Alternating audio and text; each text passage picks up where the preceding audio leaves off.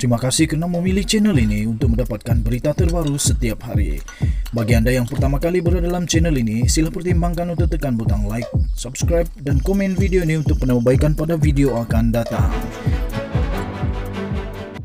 Berita politik, berita semasa, berita ekonomi, berita kesihatan, pendidikan dan segalanya ada dalam channel ini.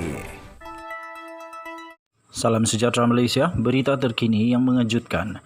Dipetik daripada inforakyat.net bertajuk Warisan Kekal Tidak Mahu Tanda Tangan MOU dengan Kerajaan. Seorang ahli Parlimen Warisan berkata, parti itu akan kekal dengan pendirian daripada presidennya iaitu Shafie Aphdal yang tidak mahu menandatangani memorandum persefahaman MOU dengan kerajaan seperti yang telah dimeterai oleh Pakatan Harapan pada Isnin yang lalu. Ini selepas gesaan daripada veteran DAP Lim Kit Siang pada hari ini untuk warisan, pejuang dan muda untuk menyokong serta menandatangani MOU sama dengan kerajaan.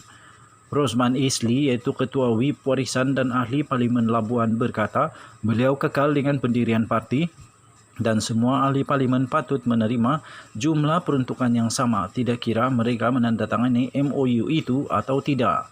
Ketua WIP Warisan Rosman Isli berkata, parti itu menyokong pendirian presidennya Shafie Aphdal tidak memeterai MOU dengan kerajaan persekutuan yang sedia ada. Katanya, kita semua adalah anggota cabang perundangan sistem Parlimen Malaysia, katanya kepada FMT.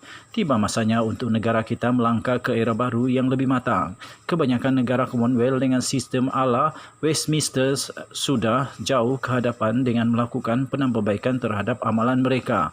FMT sudah menghubungi pejuang dan muda untuk mendapat komen mereka. Sebelum ini dilaporkan dana sama akan diberikan kepada ahli parlimen kerajaan dan pembangkang di bawah perjanjian antara Perdana Menteri Ismail Sabri Yaakob dan Pakatan Harapan.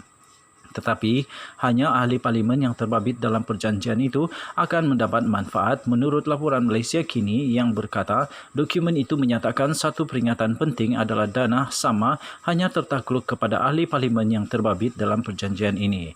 Ini akan menyebabkan ahli parlimen daripada parti seperti Pejuang, Warisan dan Parti Sarawak Bersatu serta Bebas tidak mendapat dana yang sama. Rosman dalam respons terhadap perkara itu berkata, pembangkang mempunyai peranan yang sama penting seperti kerajaan. Oleh itu, mereka harus diberikan pengiktirafan yang sewajarnya.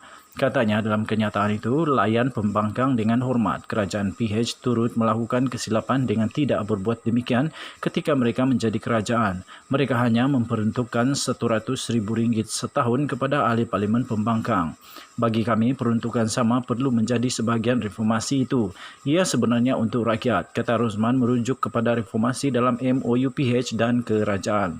Bagaimanapun Rosman berkata warisan secara dasarnya menyokong reformasi di bawah MOU itu, tetapi pada masa yang sama, parti berkenaan akan terus bersuara dan menuntut kerajaan sentiasa melakukan perkara yang betul. Kerajaan boleh dan patut membawa cadangan reformasi yang mereka umumkan baru-baru ini ke Parlimen, tetapi kami mahu lebih banyak butiran. Katanya ketika membahas Tita Agung di Dewan Rakyat, beliau menyatakan tidak mahu pertukaran Perdana Menteri lagi dalam penggal ini. Beliau berharap Perdana Menteri dan anggota kabinetnya akan memfokuskan usaha menyelamatkan negara daripada krisis kesihatan dan ekonomi akibat pandemik COVID-19.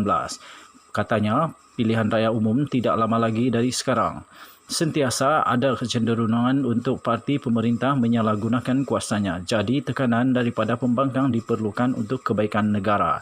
Tambahnya, kami tidak berminat dengan pertukaran PM atau kerajaan lagi untuk penggal ini. Jadi tidak kisah jika kami tidak menandatangani MOU itu. Berita penuh sila layari www.freemalaysiatoday.com. Kita jumpa lagi. Selamat pagi Malaysia. Bye-bye.